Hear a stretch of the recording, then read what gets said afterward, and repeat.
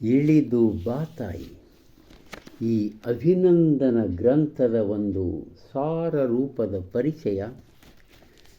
ಆ ತತ್ವಶಾಸ್ತ್ರಜ್ಞ, ನಮ್ಮ ವೇದಗಳ ಮಹಾನ್ ಲೇಖಕ ಶ್ರೀ ಶೇಷ ನವರತ್ನರವರು ಬೇಂದ್ರೆ ಕಾವ್ಯದ ಪ್ರತಿಮಾ ಸೃಷ್ಟಿ ಅಂತ ಅದ್ಭುತವಾದ ಗ್ರಂಥವನ್ನು ಬರೆದಾರ. ಈ ಪ್ರಕರಣ ಅದರ ಒಂದು ಸಾರ ರೂಪ ಅಂತ ನಾನು ತಿಳ್ಕೊಂಡಿದ್ದೀನಿ. ಯಾಕಂದರೆ ಇದು ಕೇವಲ 19 ಪುಟಗಳ ಪ್ರಕರಣ. ನಾವೆಲ್ಲಿದ್ವಿ ನಿನ್ನೆ? ಆ ಸಂಜೆಯ ವರ್ಣನೆ. ಸಂಜೆ ಕೆಂಪಾಗಿರ್ತದಲ್ಲ, ಸೂರ್ಯ ಮುಳುಗ್ತಾ ಇರ್ಬೇಕಾದ್ರೆ, ತಂಬುಲದ ತುಟಿಯ ತೋರಿ ಮಲ್ಲಿಗೆಯ ಮುಡಿದುಕೊಂಡು ಮೆಲ್ಲಗಾಗಿ ಬರುವಳ್ಯಾರ ಸಂಜಿ ಏನ. ಎಷ್ಟು ಸುಂದರವಾದ ತಂಬುಲ, ಕೆಂಪು, ಮಲ್ಲಿಗೆ, ಶ್ವೇತವರ್ಣ ಪ್ರತಿಮೆಗಳು. ಮೆಲ್ಲಗೆ ಬರುವ ಚಲನ ಪ್ರತಿಮೆಯು ವಾತಾವರಣದ ರಸಿಕತೆಗೆ ಗಾಢತೆಯನ್ನು ನೀಡುತ್ತದೆ. ಸಂಜೆ ಆದಂಗೆ ಸ್ವಲ್ಪ ಗಾಢತೆ ವಾತಾವರಣದಲ್ಲಿ ಉಂಟಾಗುತ್ತಲ್ಲ ಅದನ್ನು. ಆಮೇಲೆ ಪ್ರತಿಮಾ ದ್ವಂದ್ವಗಳು ಅವ ಇಲ್ಲೇ ಅಂಥೇಳಿ ಹೇಳ್ತಾರವರು. ಆಮೇಲೆ ನೋಡಿ ಮುಂದೆ ಅವರೊಂದು ಎಷ್ಟೋ ಕವನಗಳಿಗೆ ಆ ಪ್ರತಿಮೆಗಳು ಹೆಂಗಿವೆ ಎಂಬುದನ್ನು ತೋರಿಸ್ಕೊತ ಹೋಗ್ತಾರೆ. ಮೂರ್ತಿ ಮತ್ತು ಕಾಮಕಸ್ತೂರಿಯಲ್ಲಿ ಅಂತ ಜನುಮ ಪದ್ಯ. ನೇತ್ರ ಪಲ್ಲವಿಯಿಂದ ಸೂತ್ರ ಗೊಂಬೀಹಾಂಗ ಪಾತ್ರ ಕುಣಿಸ್ಯಾನ ಒಲುಮೀಗೆ ದಿನ ದಿನ.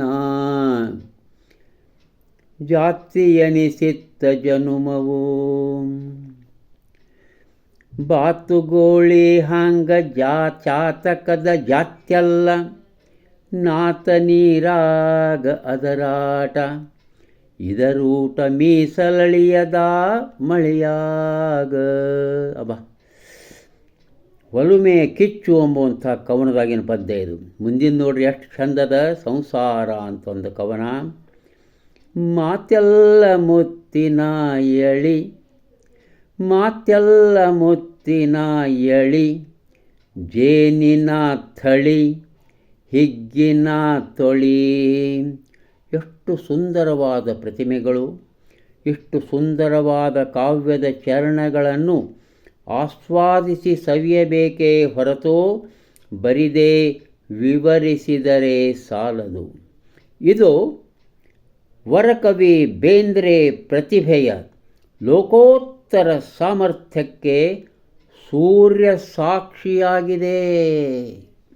ಎಂಥ ಬರಹ ಇದು! ಅದ್ಭುತವಾದ ಬರಹ. ಇನ್ನೊಮ್ಮೆ ಓದ್ತೇನೆ. ಇದು ಬೇಂದ್ರೆ, ವರಕವಿ ಬೇಂದ್ರೆಯ ಪ್ರತಿಭೆಯ ಲೋಕೋತ್ತರ ಸಾಮರ್ಥ್ಯಕ್ಕೆ ಸೂರ್ಯ ಸಾಕ್ಷಿಯಾಗಿದೆ. ಹಣ್ಣಾದ ಬಿಸಿಲ ಬಣ್ಣನ ಕಳತು ಬೆಳಗಿಂಗಳಾತ ಏನೋ, ಹರದದ ಬಾನಜೇನೋ. ಹಣ್ಣಾದ ಬಿಸಿಲು, ಅದರ ಬಣ್ಣು ಕಳತು ಬೆಳದಿಂಗಾಗ್ಯದನ ಅಂತ. ಆಗ ಬಾನ ತುಂಬ ಜೇನು ಹರಿದಿದೆ. ಈ ಬೆಳದಿಂಗಳ ಬಾನಜೇನು ಎಂಬ ಕಲ್ಪತೆ ವರ್ಣ ಪ್ರತಿಮೆ ಹಾಗೂ ರಸಪ್ರತಿಮೆಗಳ ರಮಣೀಯ ಸಂಧಾನ. ವರ್ಣ ಅಂದರೆ ಬಣ್ಣಗಳ, ರಸ ಅಂದರೆ ಅದು ಎಷ್ಟು ರುಚಿಯಾಗಿದೆ ಎಂಬುದು ರಸಪ್ರತಿಮೆಗಳ ರಮಣೀಯ ಸಂಧಾನ. ಹೀಗೆ ಪ್ರತಿಮಾ ಸಂಧಾನಗಳಿಂದ ಕಾವ್ಯದ ರಸಾನುಭವಕ್ಕೆ ಹೃದಯಂಗಮತೆಯನ್ನು ನೀಡುವ ಶಕ್ತಿ ಬೇಂದ್ರೆ ಕಾವ್ಯದ ವಿಶಿಷ್ಟತೆ. ಗುಡ್ಡ ಗುಡ್ಡ ಸ್ಥಾವರ ಲಿಂಗ ಅವಕ ಅಭ್ಯಂಗ ಯರಿತಾವನ್ನೋ ಹಾಂಗ ಕೂಡ್ಯಾವ ಮೋಡ ಸುತ್ತೆಲ್ಲ ನೋಡ ನೋಡ. ಬೇಂದ್ರೆಯವರ ಪ್ರತಿಮಾ ಸೃಷ್ಟಿ ಕೌಶಲಕ್ಕೆ ತೋರಿಸಬಹುದ ಸಫಲ ಉದಾಹರಣೆ ಒಂದೇ ಸಾಲು ಗಾಯತ್ರಿ ಸೂಕ್ತದಲ್ಲಿದೆ. ಲಯದ ಬಸಿರ ಬಯಲಲ್ಲಿ ದೇವ ಭವ ಬೀಜ ಬಿತ್ತಿದಾಕೆ.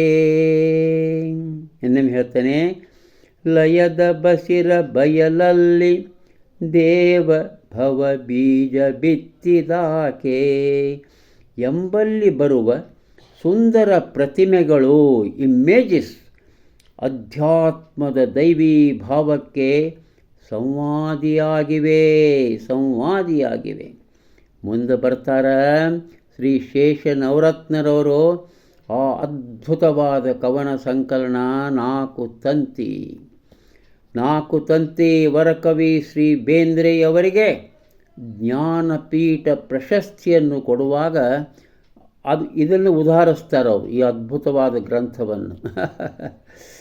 ಏನದ ಆ ಸಾಲು, ಆವು ಈ ವಿನಾ ನಾವು ನೀವಿಗೆ ಆನು ತಾನದ ತನನನ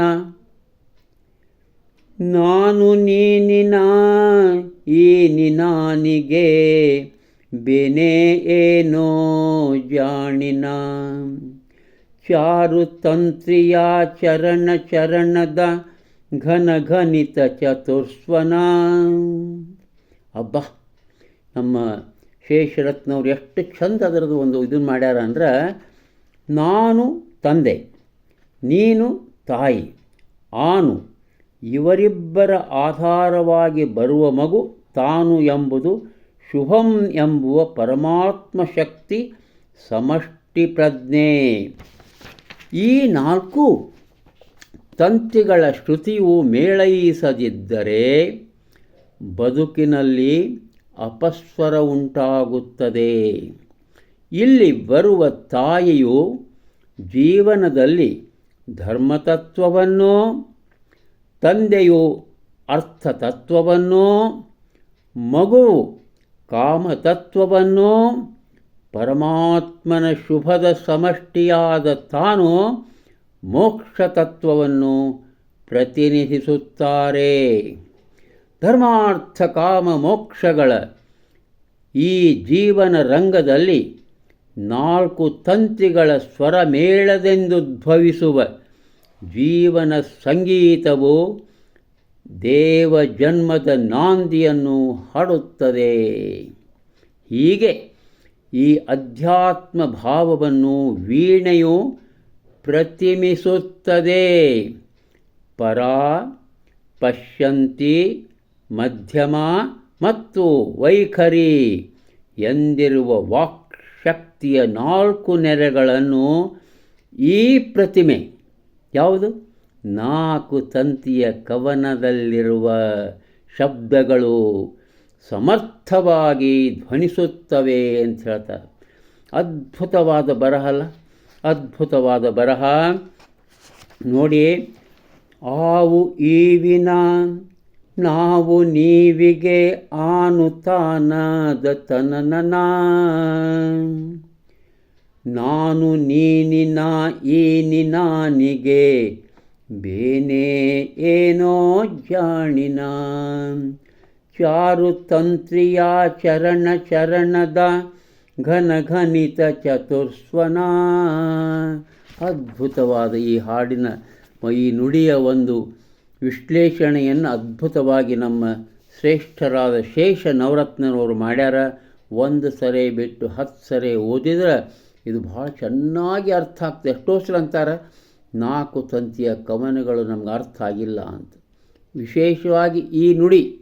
ಆದರೆ ಇಲ್ಲಿ ಶೇಷ ನವರತ್ನನವರು ಮಾಡಿದಂಥ ಅದ್ಭುತವಾದ ವಿಶ್ಲೇಷಣೆ, ಧರ್ಮ ಅರ್ಥ ಕಾಮ ಮೋಕ್ಷಗಳೇ ಆ ತಂತಿಗಳು ಅಂಥೇಳಿ, ಈ 4 ತಂತಿಗಳ ಸ್ವರಮೇಳದಂದುದ್ಭವಿಸುವ ಜೀವನ ಸಂಗೀತವು ದೇವಜನ್ಮದ ನಾಂದಿಯನ್ನು ಹಾಡುತ್ತದೆ. ಹೀಗೆ ಈ ಅಧ್ಯಾತ್ಮ ಭಾವವನ್ನು ವೀಣೆಯು ಪ್ರತಿಮಿಸುತ್ತದೆ. ಪರ, ಪಶ್ಯಂತಿ, ಮಾಧ್ಯಮ, ವೈಖರಿ ಎಂದಿರುವ ವಾಕ್ಶಕ್ತಿಯ 4 ನೆಲೆಗಳನ್ನೂ ಈ ಪ್ರತಿಮೆ ಸಮರ್ಥವಾಗಿ ಧ್ವನಿಸುತ್ತದೆ. ಎಷ್ಟು ಅದ್ಭುತವಾದ ಆ 4 ತಂತಿ ಕವನದ ಒಂದು ಮಹತ್ವವನ್ನು ಒಂದೇ ಒಂದು ನುಡಿಯನ್ನು ಹಿಡಿದುಕೊಂಡು ಶ್ರೀ ಶೇಷ ನವರತ್ನವರು ಅದ್ಭುತವಾಗಿ ಮಾಡಿದ್ದಾರೆ. ನಮಸ್ಕಾರ, ಮತ್ತೆ ನಾಳೆ.